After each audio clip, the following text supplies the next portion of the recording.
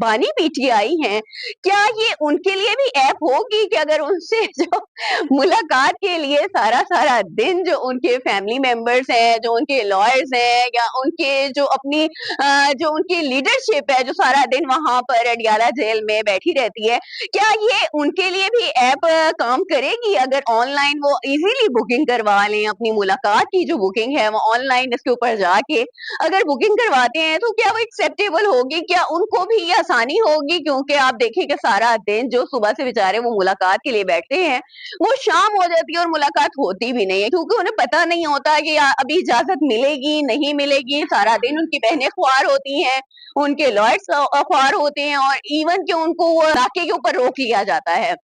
तो नाज़रीन एक तरह से अच्छा होगा पीटीआई वर्कर्स जो हैं या जो लॉयर्स हैं तो वो भी इससे मुस्तफ़ीद हो सकते हैं।